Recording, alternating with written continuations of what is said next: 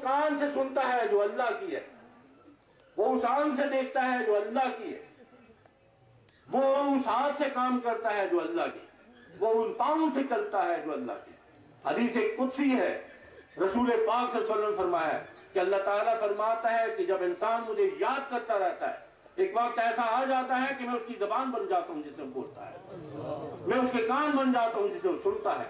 میں اس کی آنکھیں بن جاتا ہوں جسے وہ دیکھتا ہے،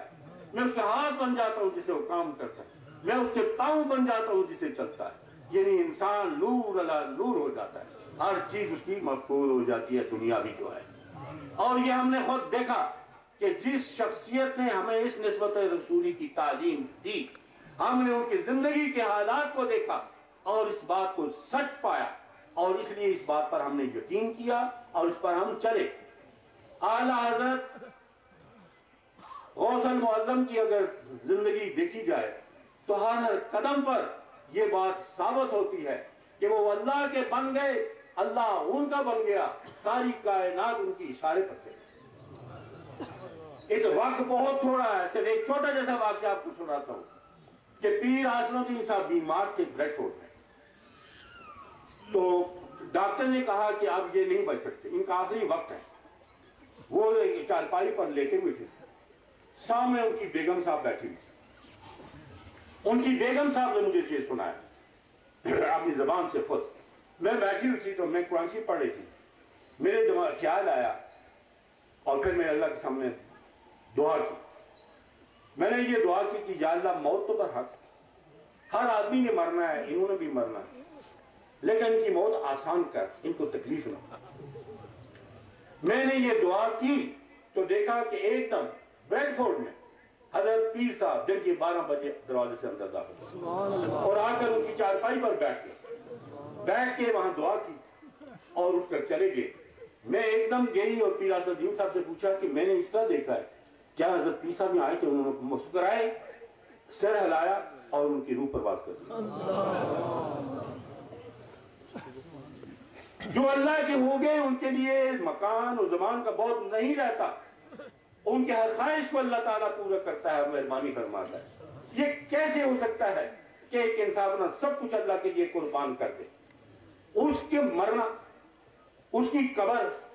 اس کی موت، اس کی حیات اسی طرح ہو جو دن رات اپنے گناہوں، تکبر، کفر میں گزارتا ہے۔ جو آدمی ان کو برابر کرتا ہے وہ تو مطلق شیطان ہے، یا اس کا کوئی عمل ہی نہیں ہے، یا پاگل ہے۔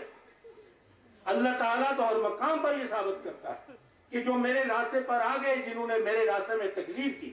میں تو سب کچھ ان کے حوالے کر دیتا ہوں، میں تو سب کچھ ان کو دے دیتا ہوں۔ حدیث شریف میں آیا کہ جب انسان مرتا ہے، جو اللہ کا بندہ ہوتا ہے، تو اسرائیل علیہ السلام جاتے ہیں اس کی روح نکالنے کے لیے، تو دیکھتے ہیں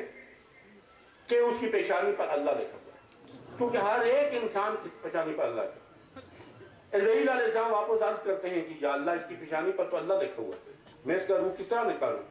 حکم ہوتا ہے اٹھا لو اللہ وہاں سے،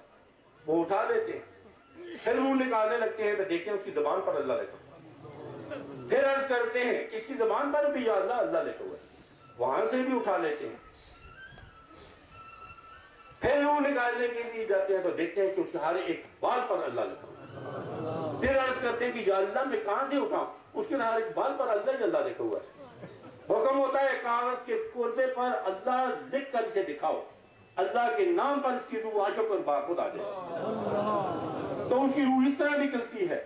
کہ وہ دکھاتے ہیں اور وہ عاشق ہو کر اس پر باہر نکل آئے۔ پاس نوری فرشتے آسمان سے اس کے لیے نوری کمل لے کر بیٹھے ہوتے ہیں،